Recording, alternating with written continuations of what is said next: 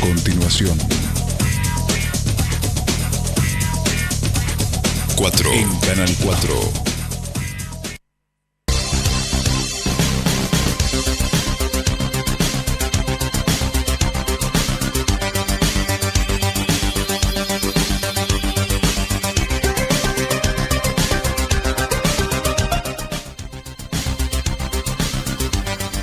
Muy buenas noches, bienvenidos a una nueva emisión de Aquí Ahora Actualidad. Hoy con un programa apasionante, al menos para quienes lo produjimos, ¿no? Vamos a tener 3 bloques interesantes. Un primer bloque donde vamos a responder técnica, científicamente, si lo que vivimos la madrugada del pasado 14 de diciembre fue un tornado, una cola de tornado, una tormenta fuerte.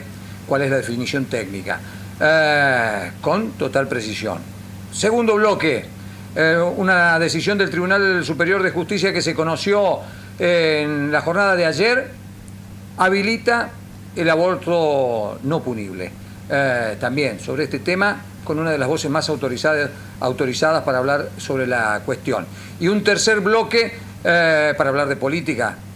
Prácticamente todos los espacios políticos han estado en los últimos días en Aquí Ahora Actualidad y vamos a seguir con esa secuela porque queremos que ustedes escuchen todas las voces. En este caso, el principal referente de Unidad Ciudadana va a estar entre nosotros para darnos su opinión. Inmediatamente después de Aquí Ahora Actualidad, en vivo, la fiesta del deporte. Así que quédense prendidos a la pantalla de Canal 4. Hacemos una pausa mínima, cortita, para que yo me pueda sentar y comenzar la entrevista con Roberto Bon, meteorólogo de la UTN, que nos va a explicar cómo se cataloga el fenómeno que sufrimos la madrugada del jueves pasado.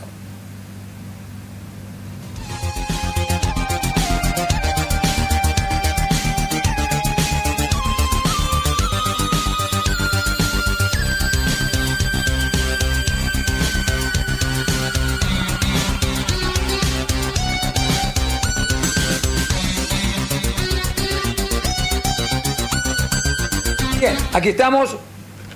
Solo resta saludar a nuestro invitado, que es realmente ya un amigo de la casa. Roberto, muy buenas noches. Muchas gracias por aceptar esta invitación. Un gusto, buenas noches. No, por favor, es nuestra obligación.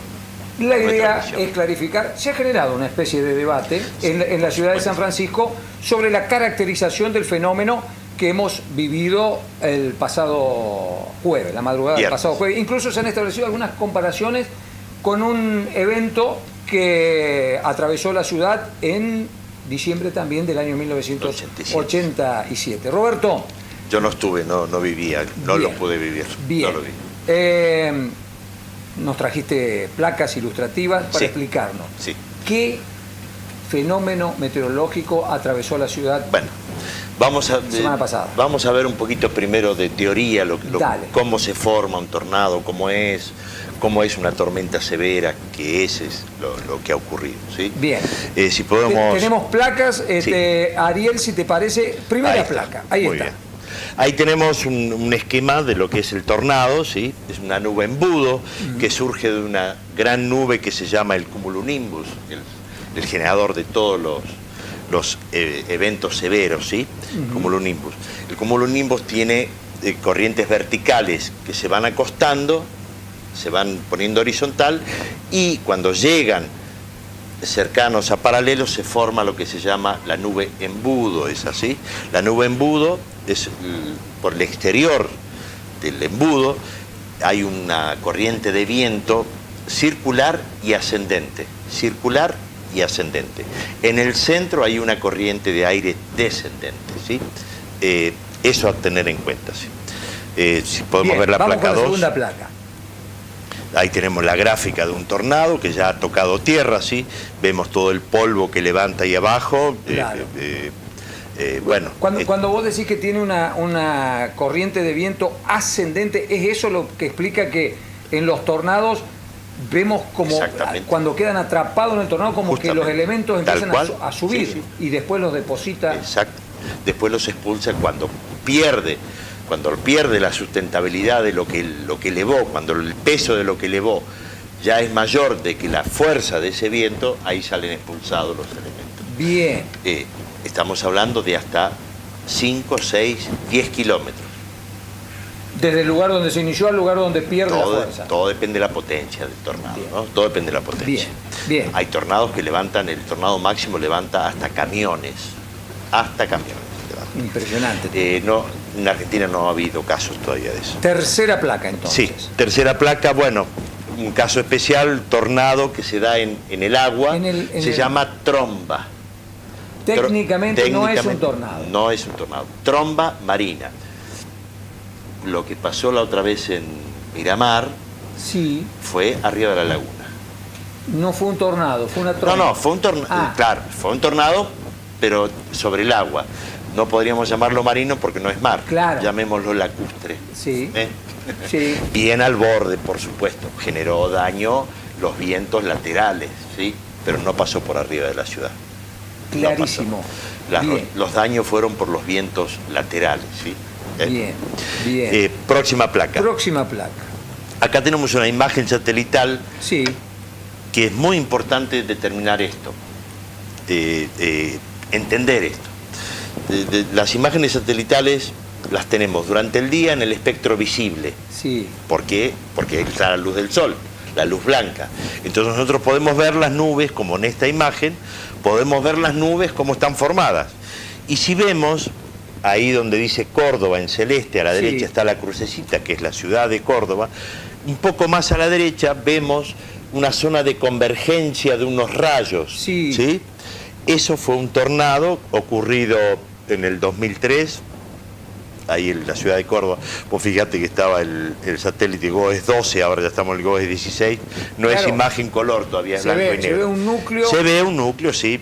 Las nubes en derredor y después como una especie de cola. Bueno, sí, eso son las nubes laterales, ¿sí? Incluso al fondo, a la derecha de la cola esa, hay unas nubes, se ve como un burbujeo, esas son nubes convectivas, verticales, ¿sí?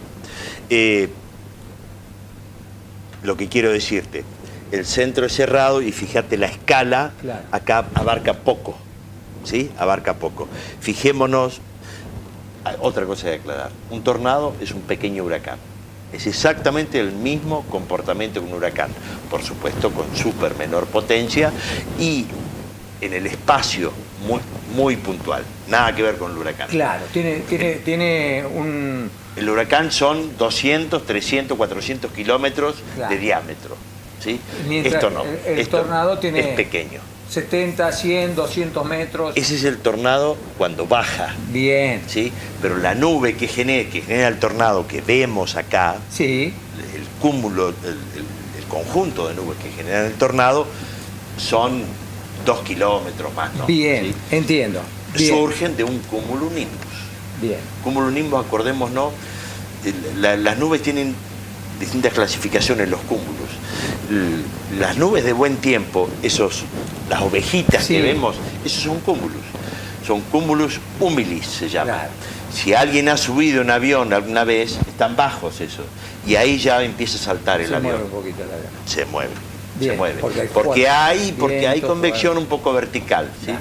No son nubes peligrosas para el vuelo, pero hay viento ahí arriba, ¿sí? Muy bien. Otra placa. Otra placa, un mismo tornado, ¿sí? En otro lugar. Sí.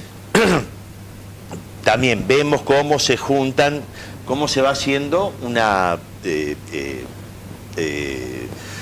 hélice, ¿sí? Una hélice, una especie en el de centro. Hélice. Sí, señor. Bueno, la próxima placa en el 6, acá tenemos un huracán o tifón. Claro. Huracán y tifón es lo mismo. Se llama distinto de acuerdo a la zona del planeta que se da. Los huracanes y tifones se dan, por supuesto, en las zonas tropicales, cercanas al Ecuador. Generalmente al norte del Ecuador, ¿sí? Donde vemos ahí todas las islas del Caribe y todo eso, ¿sí? Y en Asia, Japón y todo eso, que también es zona tropical, eso, ¿sí? Allá se llama tifón. Y acá en general son ciclones. Se llaman ciclones. ¿Por qué se llaman ciclones? Porque el huracán es un centro de baja presión. Claro. Es un centro de baja presión. El centro de baja presión va aumentando la presión a medida que te alejas, ¿sí? Y el viento gira en un sentido, en el hemisferio norte, gira en sentido antihorario, el anticiclón, los vientos, ¿sí?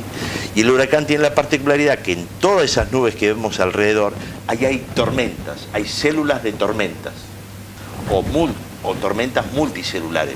Multicelulares significa que hay varios cumulonimbus juntos, o si es celular, un solo cumulonimbus que va generando lluvias y demás hierbas, ¿sí? Hay veces que en un huracán se vio que en un lugar llueve y en otro lugar no llueve. Exactamente. Otra placa, la siguiente. Tormenta severa. Aquí llegamos a lo nuestro. Lo que vemos en imagen es un tremendo cumulonimbus que, a ver, si vemos la imagen, nosotros pareciera dar a entender de que es giratorio. No es así.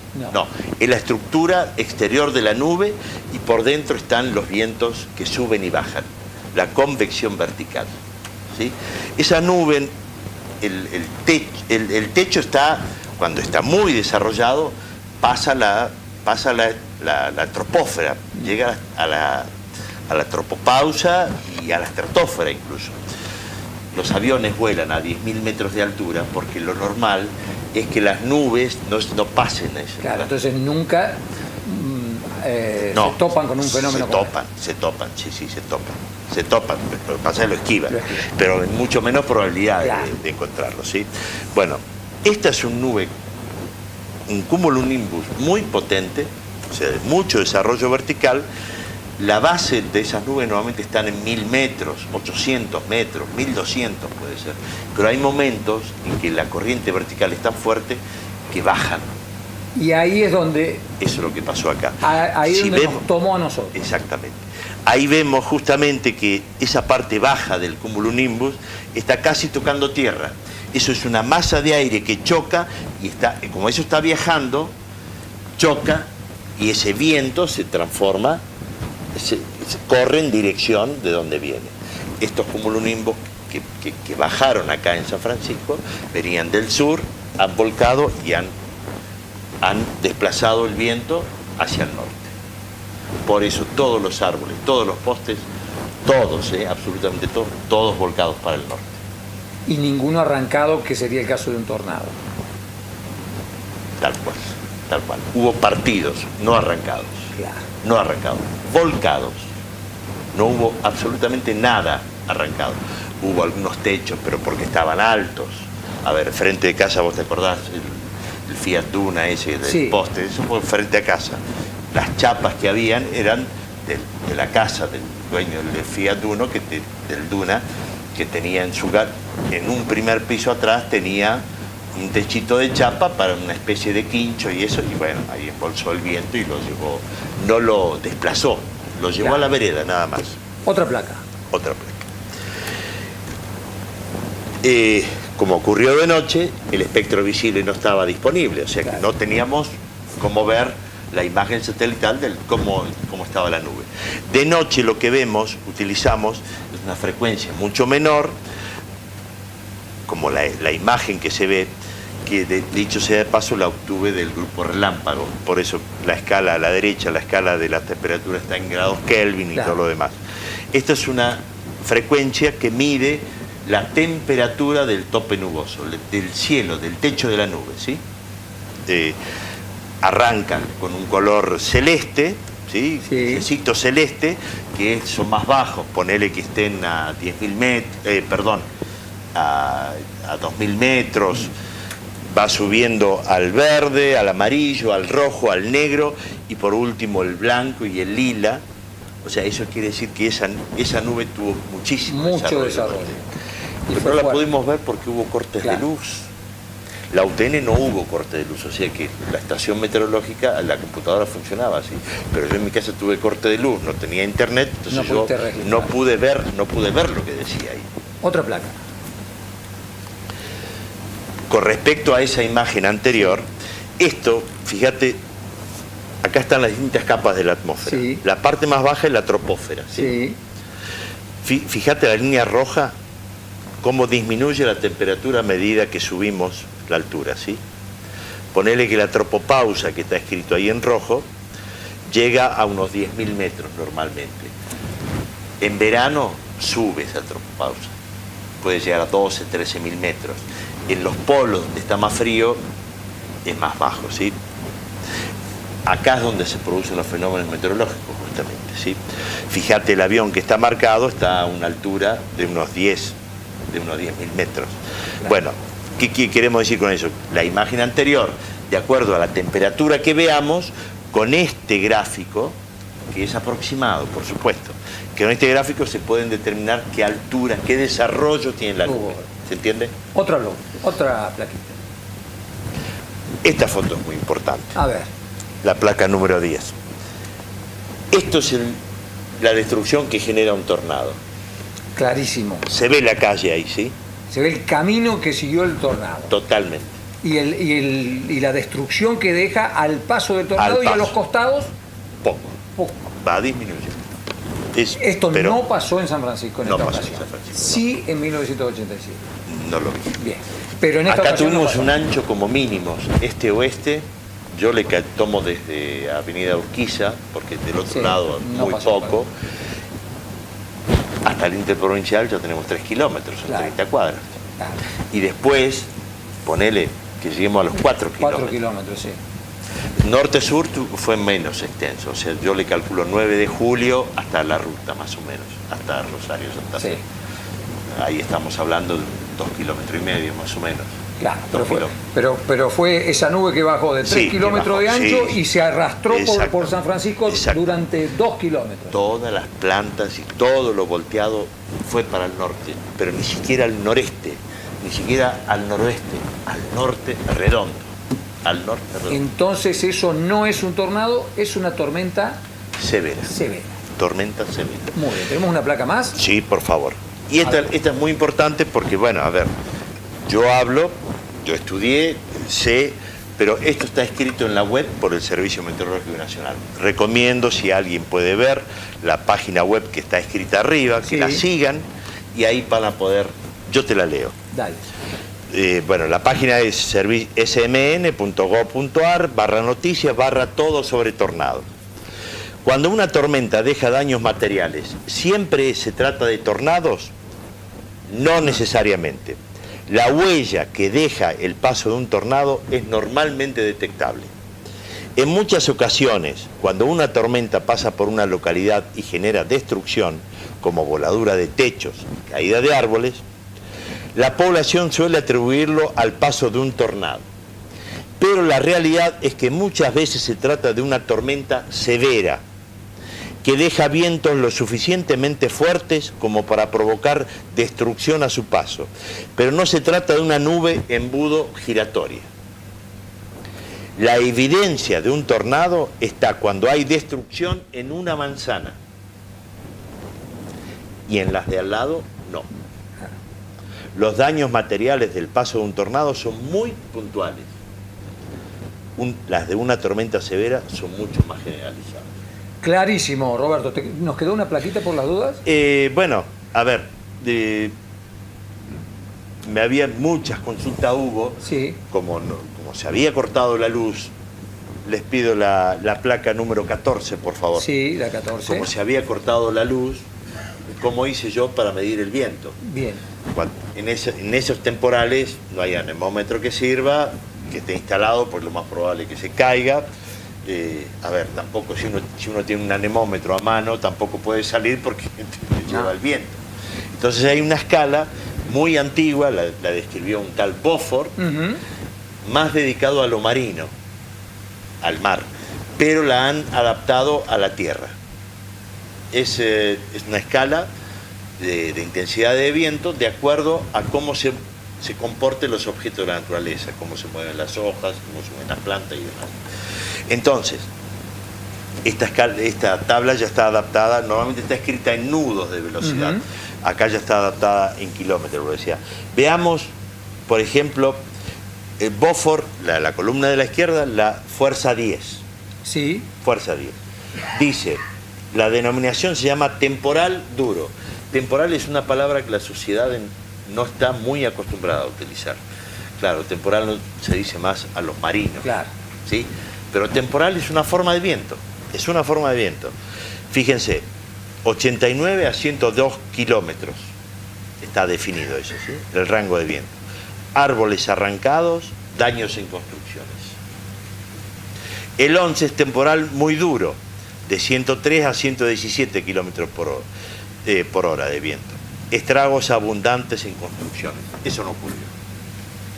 Clarísimo. Entonces, tormenta severa con vientos de 80 a 105 kilómetros. Sí, la estación meteorológica, yo después cuando pude ir, registró una ráfaga máxima de 85 kilómetros por hora, muy puntual, por eso no habrá habido daño allá. A lo mejor pasó, ¿viste? Porque cerca sí. Hubo la rural, hubo daño, a lo mejor pasó y no tocó nada. Roberto, un placer tenerte aquí. Por favor. Más claro, échale agua. Pausa. Cuando volvamos, un tema que despierta polémica. Un fallo del Tribunal Superior de Justicia. El doctor Mario Viñolo, un amigo de la casa también, que nos va a ayudar a entender de qué se trata este fallo y a qué tipo de prácticas abortivas habilita. Al regreso de la pausa.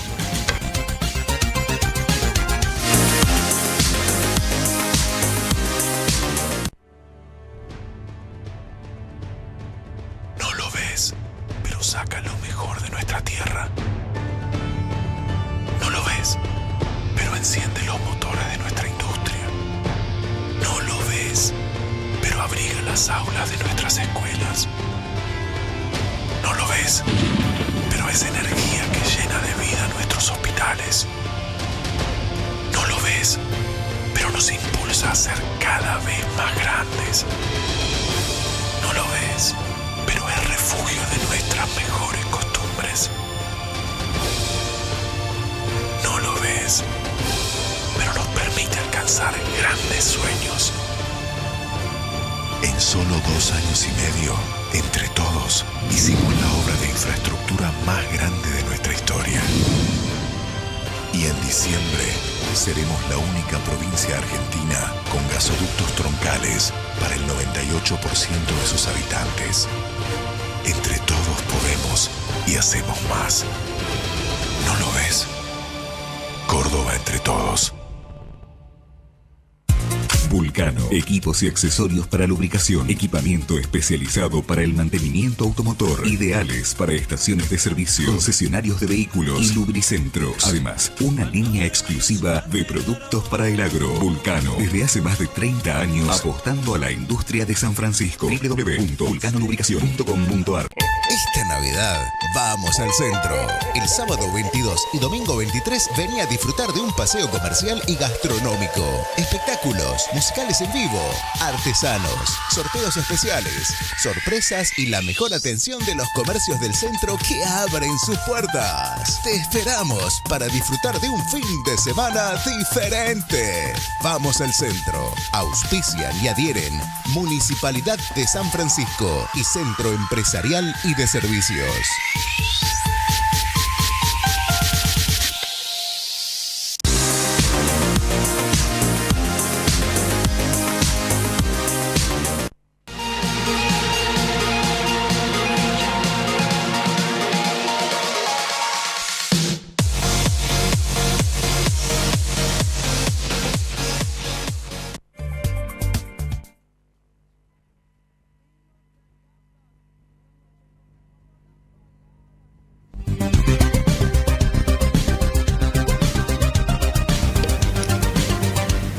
Aquí estamos de regreso, el tema ya está planteado, solo nos resta saludar a un amigo realmente de la casa, cada vez que lo convocamos y siempre con temas muy álgidos.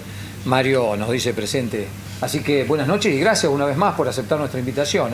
Bueno, buenas noches. Un placer tenerte aquí, estamos ante uno de los médicos forenses más importantes del país. Recién me estaba contando, bueno, la cantidad de viajes que hace para dar charlas que tienen que ver con los temas que son de su especialidad, ¿no? 40 veces a México, 40 veces a México, 28 veces a Ecuador. ¿Y este año estuviste viajando un poco, Mario, antes de abordar el tema? Sí, fui 5 veces a México, fui a Colombia, fui a... ¿Y el objeto son capacitaciones, charlas que tienen que ver...? Voy a dar charlas de medicina legal o criminalística o derecho médico, porque yo estoy en la asociación de criminalística también, claro. Entonces... hace 15 días llegué de México, estuve en Uruguay también, de México dando conferencias sobre homicidio, violencia de género y estoy trabajando mucho en drogas, el efecto de las drogas en el accionar delictivo. Y bueno, investigando en eso, y bueno, eso, vos decís, vas a México a hablar de droga, no, pero les interesa porque Claro. es más científico, no. Pero anda más bien al sur, no tanto al norte. No, estuve en Sinaloa, ¿En Sonora, Sinaloa estuve estuviste? en Sinaloa, en Sonora, en Cozacualco, donde está el cartel del Golfo, en Mérida y en Huatulco. Y ahí pagan trabajo peligroso, Sí. me anoto porque el tema de la incidencia de las drogas en la actividad delictiva es un temazo. Ya te vamos a molestar para abordarlo también. Ahora estamos con este tema, Mario. Tribunal Superior de Justicia, un fallo que generó expectativas y que habilitó la utilización de un protocolo que se dice de protocolo de aborto no punible. Sí. Explícanos un poquito de qué se trata este protocolo, por qué no se aplicaba y qué es lo que determinó el Tribunal Superior de Justicia. El Código Penal es del año 1921, tiene casi 100 años, y en el artículo 86 condena el aborto y contempla como aborto no punible el que es para salvar la vida de una mujer en Claro. riesgo, o en el caso de el abuso de una mujer idiota o demente. Esas son las palabras. Esas son las palabras. Hay un punto que se cuestiona. Bueno, después de varios cuestionamientos, hace unos 12 años, 10 años, bueno, se buscó la vuelta para que sea cualquier violación y no solamente el ultraje al pudor de la mujer idiota o demente, que tenía que tener el consentimiento, por supuesto. Si es una mujer en riesgo de vida, el de ella, y si es una idiota o demente, como se nombraba antes, o sea, una débil mental generalmente, de su representante legal.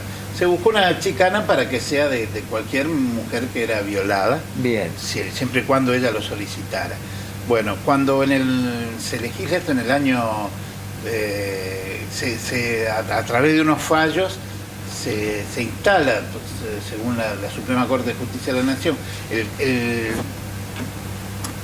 la figura esta de cada provincia lo pone en marcha, pero Córdoba hace un protocolo que el Portal de Belén, que es una ONG, lo presenta un amparo, Lo cuestiona, presenta un amparo, y bueno, y se queda en stand-by entonces no estaba permitido este tipo de aborto. Bueno, ahora se votó, bueno, pero en este interín hay que tener en cuenta una cosa, tuvo el tratamiento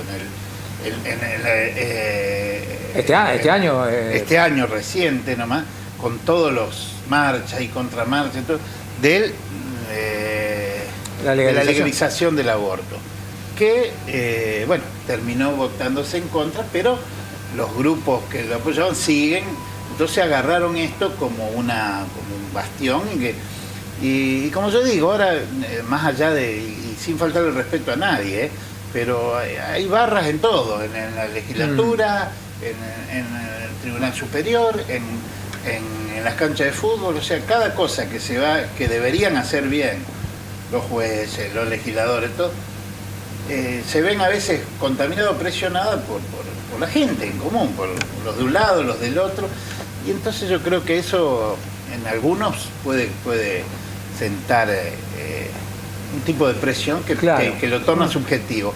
En este caso era sabido que se iba a fallar así, encasillándose en lo que está en todo el país casi, ¿no? Pero este protocolo, desde el punto de vista médico, y hemos recibido, yo estoy en el Consejo Médico de Córdoba, pero ayer me llamaron los médicos de la Maternidad Nacional.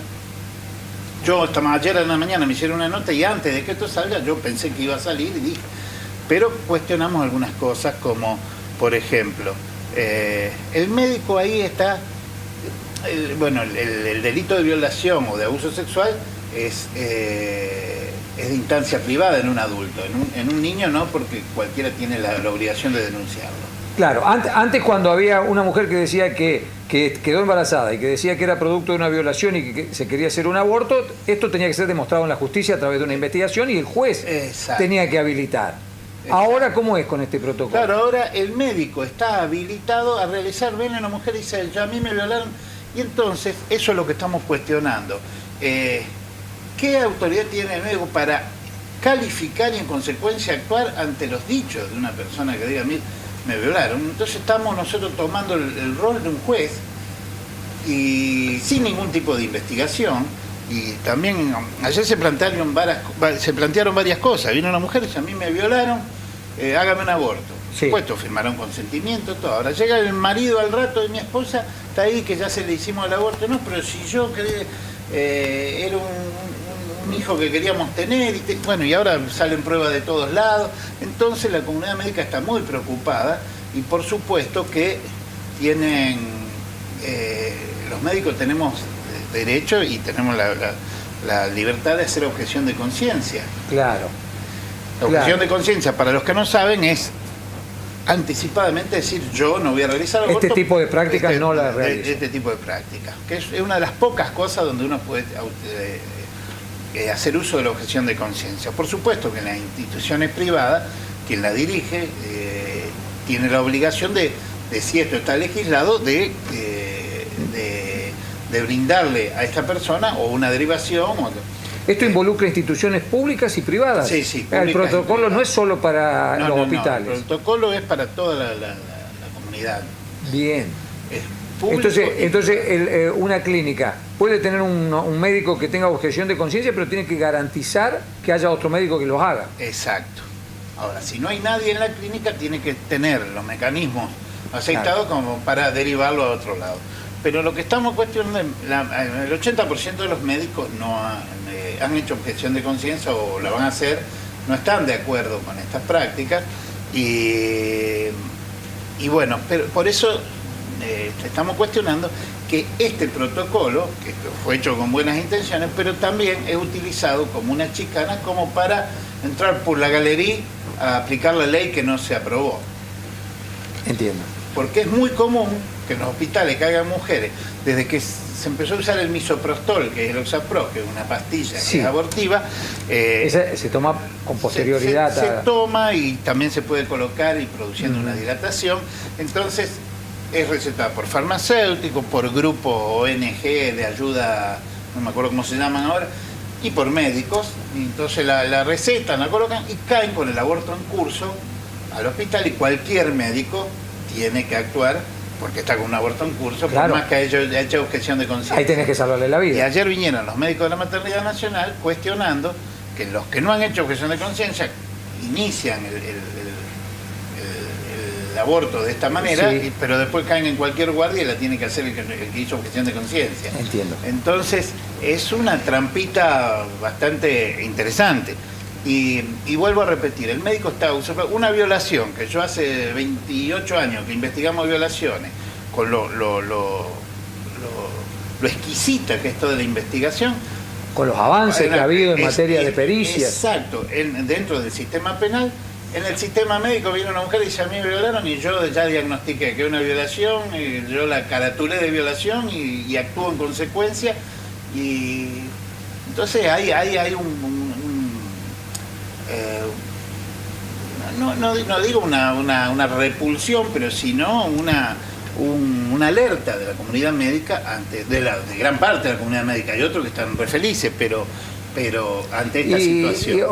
Más allá de lo que pensemos cada uno. Yo, como dije siempre, yo no realizaría un aborto, estoy mayormente en contra del aborto, tampoco condenaría a una persona que abortó. Y en realidad, desde que yo trabajo en la justicia, yo nunca vi que condenen a nadie acá en San Francisco, y abortos hay un montón. Sí.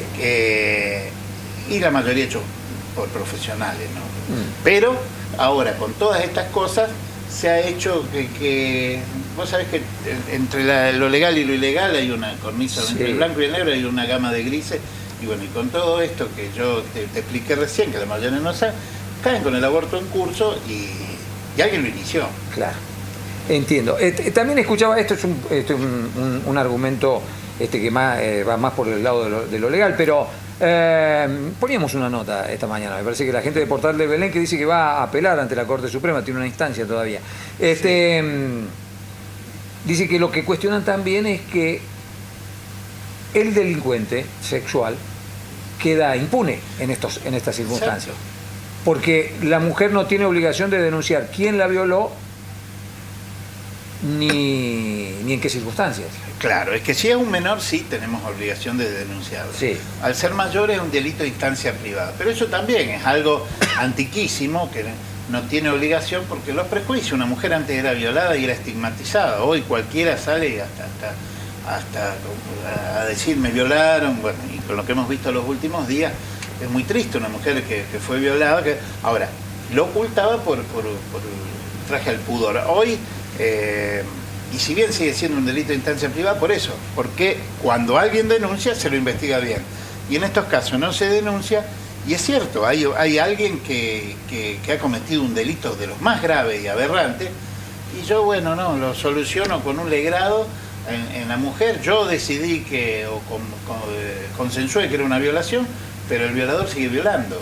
Entonces, es muy delicado. Es un tema realmente no creo que el Portal de Belén tenga éxito en eso, porque la ley dice otra cosa, que la ley también quedó fuera de tiempo, es de 1921 esto. Claro. Entonces una mujer que antes, yo te digo, antes una mujer era abusada y se callaba, tenía la complicidad del silencio. Hoy, gracias a Dios, hay mucho más. Yo hace 20 y pico años que doy charlas de abuso sexual y no hay una vez que dé una charla y no aparezca alguna mujer, doctor, esto me dio el coraje para decirlo ahora. Mario, ya que estamos en el tema del abuso sexual y dediquémosle un minutito a esto nada más. El caso Telma, bueno, sí, impactó fuertemente. Ahí se habla de que Telma fue a Honduras, hizo la denuncia en el lugar donde se... Nicaragua. A Nicaragua, perdón. Sí, que es parecido. Sí. Que es el lugar donde se materializó el hecho. Y dice que hay pericias realizadas actualmente respecto de un hecho de 9 años atrás que pueden acreditar que haya sido violada. Pericia física, imposible. Bien. Pericia física es totalmente imposible. Yo te digo, no digo que sea un experto, pero debe ser una persona que más abusos sexuales y violaciones ha visto, y que en realidad se llama abuso sexual, y no. Después de 10, 15 días, un abuso es igual que de 10 o 15 años. Sí se pueden hacer pericias psicológicas, claro, se pueden buscar otra serie de indicios, testigos, ahora hay filmaciones por todos lados, claro, no sé si en esa época los había, pero físicamente, y más con una mujer con una vida sexual activa, entonces yo voy a encontrar un desgarro imeñal y voy a decir, no están las iniciales ahí de quién fue, puede ser de uno, de otro, entonces puede decir, esta mujer tiene una vida sexual activa, pero ni siquiera la antigüedad salvo que sea muy reciente. Si el abuso sexual es reciente, ¿ustedes tienen elementos periciales como para acreditar? Sí, siempre hay que ver las lesiones genitales, que son las genitales propiamente dichas.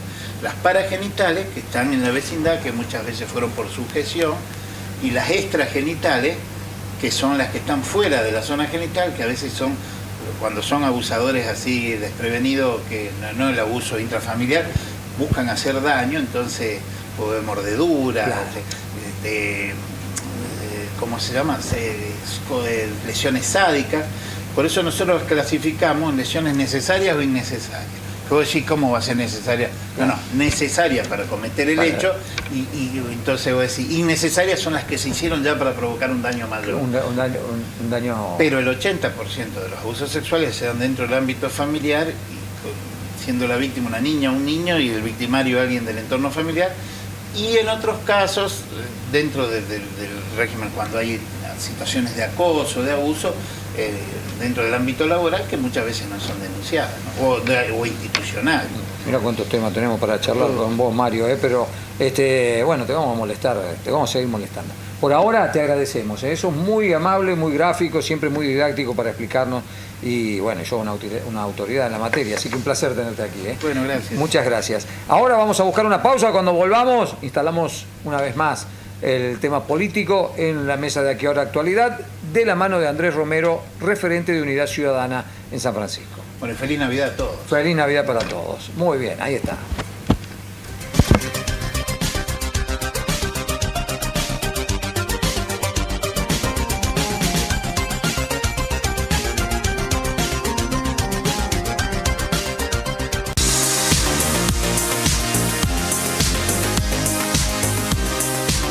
La Municipalidad de San Francisco informa que la calle México, entre calles España y Primeros Colonizadores, que era de doble circulación, a partir del 3 de diciembre es de única mano en sentido oeste-este.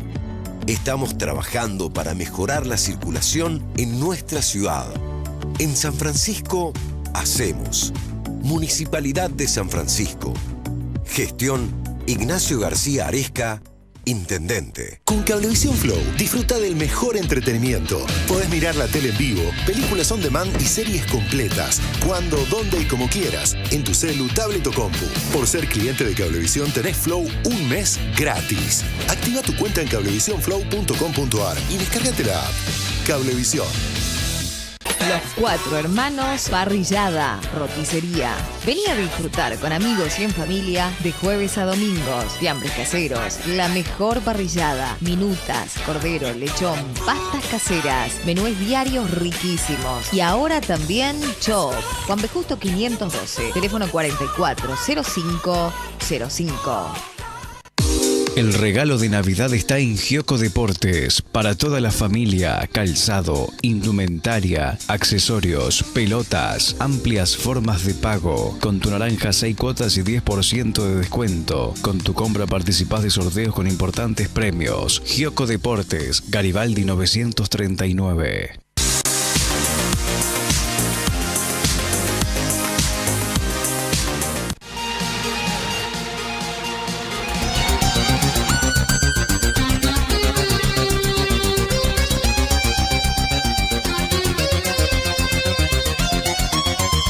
Bien, aquí estamos, estábamos en una charlita de backstage con Andrés Romero, a quien saludamos y le agradecemos que acepte nuestra invitación. Andrés, un placer tenerte aquí. Daniel, un gusto como siempre. Colega, profe en historia, Andrés. Así es.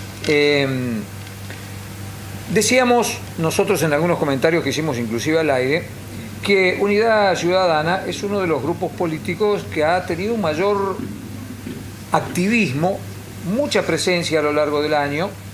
Y eso, de la mano de eso, vendrá también un desarrollo político interesante de un sector político que le costaba asentarse en San Francisco. ¿Ustedes lo perciben de esta manera, Andrés? ¿Están caminando la calle y cómo están percibiendo su actividad? Bien, nosotros hemos tenido un año 2018 muy intenso, muy movido, al calor del contexto nacional, provincial y local.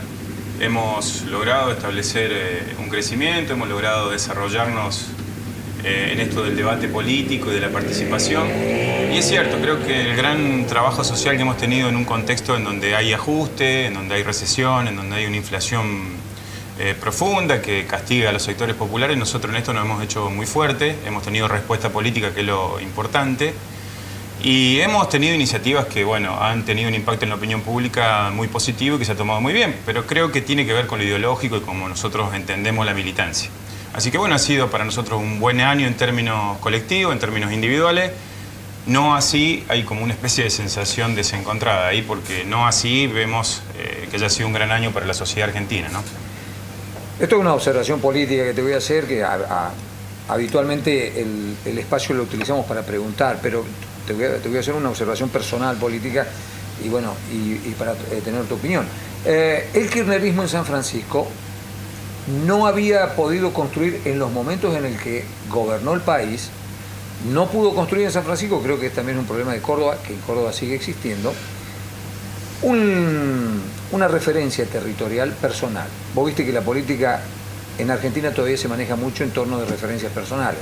Sí.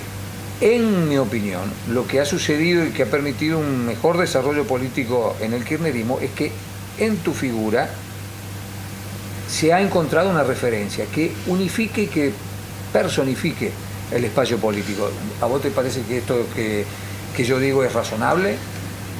Yo tengo una trayectoria militante en términos individuales bastante dilatada. Ya hace desde el 2011 que me he sumado a este espacio político y que hemos tratado de trabajar mancomunadamente y de manera bastante forzada para lograr instalar un proyecto político que, como bien decís, le costó hacer pie, más allá de las distintas performances electorales que se fueron dando por momentos muy buenas, por momentos quizás no tan positivas. Pero a nivel individual creo que he crecido al calor también de lo que se ha crecido colectivamente. En esto los compañeros y compañeras del espacio han sido fundamentales. Y bueno, yo he sido quien quizás se ha referenciado más, quien ha tenido mayor juego mediático, Pero esto no quita por ahí que nosotros veamos que el espacio ha crecido colectivamente y que tenemos mucho para mostrar todavía. Creo que se ha dado algo que no se venía dando en los espacios políticos de San Francisco y es que un espacio sea tan dinámico como el nuestro. Una mirada de la cuestión nacional. ¿Crees, y si crees, por qué, que Cristina puede ser candidata y puede volver a ser presidenta del país el año que viene? Es a título personal un deseo, que Cristina vuelva a encabezar el proyecto en términos electorales, que vuelva a dar una muestra de lo que significa para el pueblo argentino, para el pueblo trabajador. Creo que Cristina está en condiciones no solamente de volver, porque no se ha ido, sino además de ser la opositora con mayor cantidad de votos y con mayor caudal dentro de lo que es el espectro del campo popular. Y creo que está en condiciones de ganar por varias cuestiones. Por sus condiciones personales, porque mucha gente la sigue reconociendo, porque nosotros cuando caminamos la ciudad, hay mucha gente que nos pregunta qué va a pasar con Cristina. Está ansiosa la gente por saber cuál va a ser la definición de la compañera y todo indica que va camino hacia eso. Además hay un desgaste en estos 3 años pronunciado del gobierno nacional que no ha logrado cumplir una sola promesa de lo que fueron esos grandes eslogan de campaña que generaron expectativa en algún momento en la gente y que volvió a confiar en el 2017 gran parte del pueblo argentino, pero que lógicamente y claramente el escenario ha mostrado que no han podido organizar una respuesta adecuada y que ningún indicador de la economía y del bolsillo del pueblo les da bien. O sea, es increíble que la inflación sea la más alta de los últimos años, es increíble que seamos el país que más deuda tomó en el mundo, es increíble que seamos el país que tiene la tasa de interés más alta del mundo y es increíble también que siga creciendo la desocupación y que redoblen todos esos números que nosotros habíamos dejado como gestión bastante bien. Es preocupante el escenario, es preocupante esto y por eso creo que la solución a todas estas cuestiones tiene que ser la vuelta de un proyecto que piense a futuro, un proyecto político que le devuelva la esperanza a la gente y no ya anclado en la discusión pasada, sino ver cómo solucionamos este país que en el 2020 va a ser muy distinto al país que dejamos nosotros en el 2015. Una de las principales críticas al kirchnerismo viene de la mano del tema de la corrupción. ¿Qué mirada tenés sobre estas acusaciones que pesan sobre altos funcionarios kirchneristas, incluso sobre la presidenta? Sí, yo creo que bueno, hay mucho ruido sobre este tema. La gente en algún momento lo volvió un tema principal en la agenda, en la discusión política. Hoy pasó a segundo plano porque bueno, la justicia no ha logrado demostrar mucho, sobre todo hablando del caso particular de Cristina, que es, digamos, la referencia del proyecto y quien conduce. No ha habido pruebas concretas, hay muchas acusaciones, mucha operación mediática, con muchos intereses por detrás, y no han logrado establecer un vínculo real con lo que se le acusa. Ahora, después los funcionarios que han estado y que están en alguna forma implicados, bueno, nosotros pedimos que se investigue a fondo, no tenemos ningún problema con eso, seguimos confiando en que nada de lo que se acusa es real. De todas formas, bueno, tiene que trabajar la justicia. Y te decía recién, hay algún dato que no es menor. Fíjate que en los últimos días, en los últimos meses, ya no es un tema preocupante, a la gente ya le preocupa cómo va a pasar la fiesta, cómo va a encarar el año que viene, cómo va a proyectar su vida familiar. Hace algunos años discutía o estaba en permanente diálogo en su entorno familiar pensando en su futuro, pensando en las vacaciones, pensando en los regalos para sus hijos, pensando en una mejor vida, que es para lo que tiene que funcionar la política. La herramienta política tiene que transformar eso justamente. Y hoy no se está dando esto. Al contrario, la gente está preocupada en cómo ajusta, cómo achica sus gastos diarios, cómo también no va de vacaciones, cómo va a cuidar su fuente laboral, algo que no puede pasar. Y creo que eso es un indicador claro de que, bueno, nuestro proyecto político, pensando hacia el futuro, tiene grandes posibilidades. Andrés, San Francisco.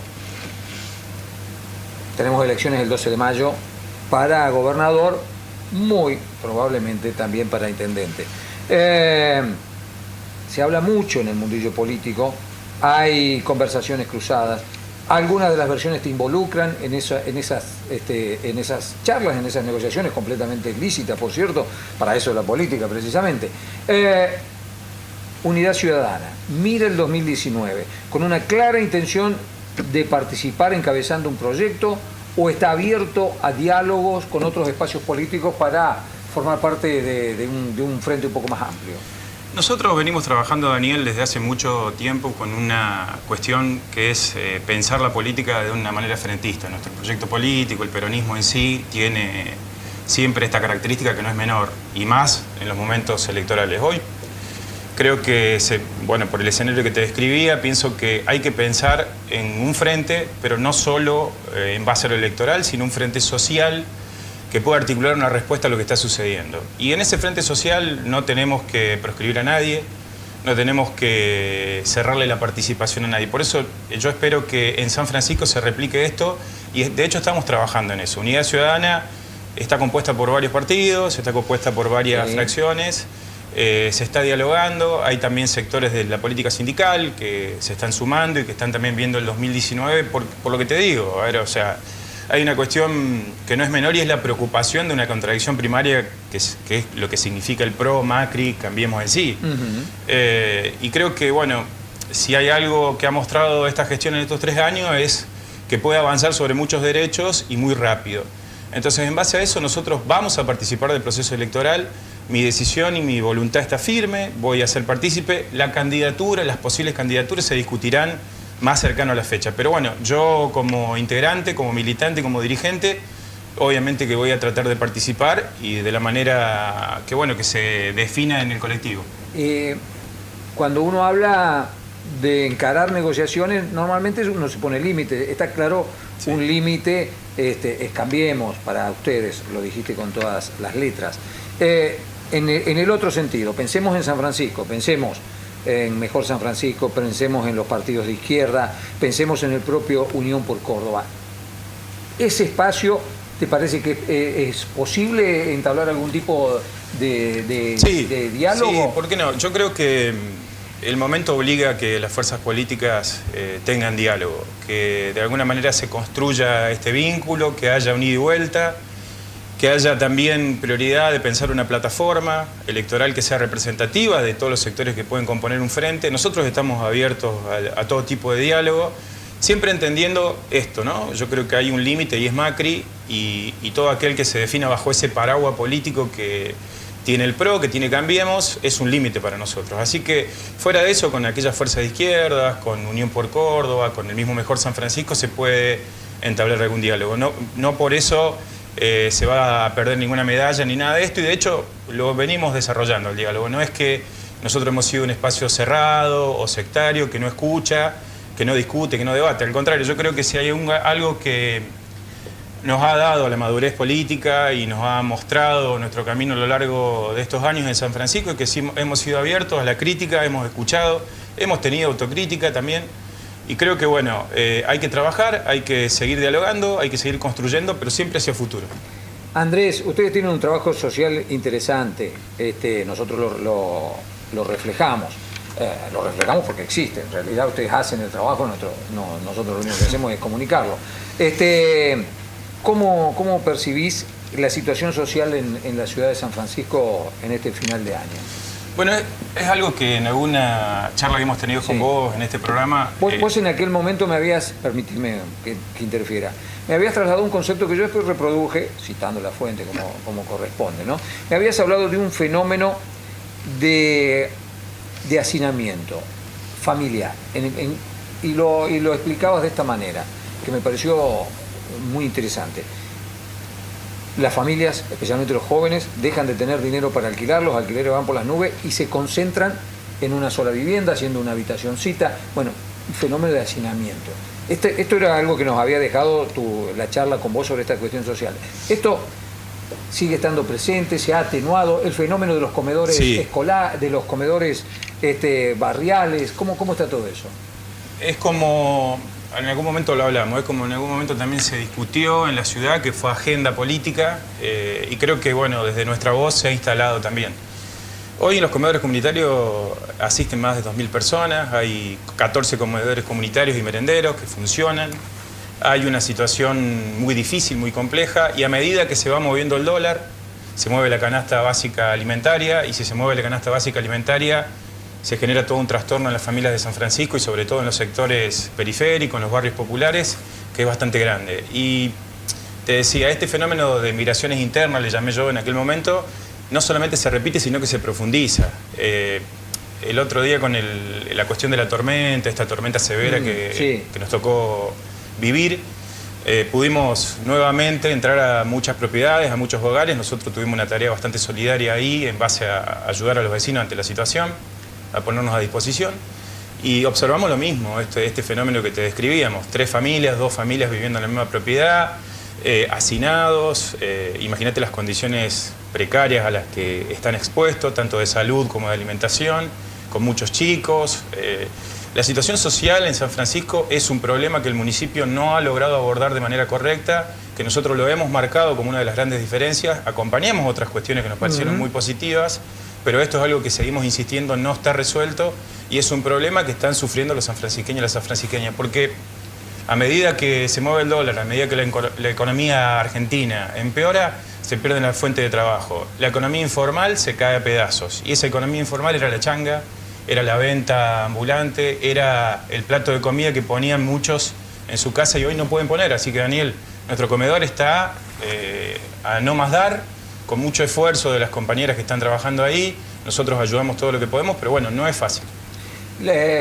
Percibo que una de las principales críticas a la gestión municipal que vos hacés es el abordaje de la cuestión social. Sí, lo sigo diciendo, lo dije en su momento y voy a seguir repitiendo. No hay una política que aborde el tema, una política pública que pueda dar alguna solución de fondo. Entiendo que también el gobierno municipal es, si se quiere, damnificado de la política económica del gobierno nacional. Está claro que pasa por ahí, pero me parece que el municipio tiene algunas herramientas que puede articular, más algunas planes sociales de la provincia que son bastante interesantes y que llegan a un público vulnerable como el de las embarazadas, por ejemplo.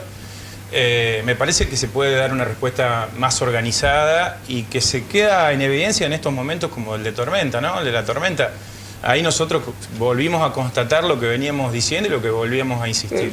Percibí que ustedes marcaron una diferencia en cuanto, por ejemplo, al abordaje del proceso de limpieza de la ciudad. Ustedes fueron a trabajar a los barrios, quiero destacar, antes que a la plaza. Sí, quiero destacar algo. Yo creo que los funcionarios del municipio, algunos integrantes de la oposición, estuvieron trabajando y eso es algo que la verdad representa bien a la política, habla bien del compromiso de estos dirigentes con la ciudadanía. Nosotros tuvimos el mismo compromiso, pero quizás menos visible, porque se hace en un barrio periférico, en donde quizás no llegaron todavía las ayudas necesarias para esos vecinos que nos han reclamado, por favor, que gestionemos, en eso estamos.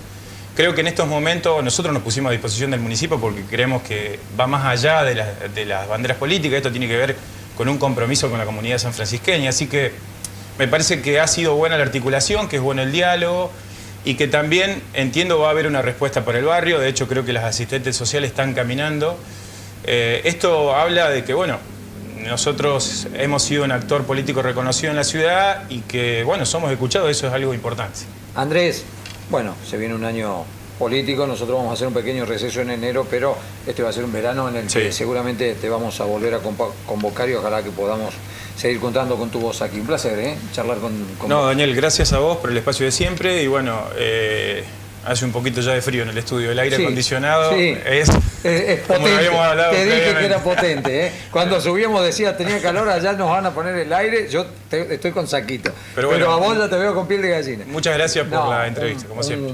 Un placer, nos encanta. Y nos encanta ver a gente joven, comprometida de todos los espacios políticos. Nosotros acá somos pro política, no somos antipolítica. Tenemos la plena convicción que la única herramienta de transformación social es la política en un contexto democrático. Así que alentamos la participación de todo el mundo. Y nos encanta ver a gente joven así como vos, comprometida, preparada, formada, ¿no es cierto? Y con convicciones. Hasta aquí llegamos. Lo que sigue, estén atentos, quédense en la pantalla de Canal 4. Está la fiesta del deporte para ser transmitida en vivo y en directo por la pantalla de Canal 4. Nosotros nos despedimos hasta el miércoles que viene, que vamos a hacer un último programa de aquí ahora, actualidad 2018. Así que hasta el miércoles, si Dios quiere.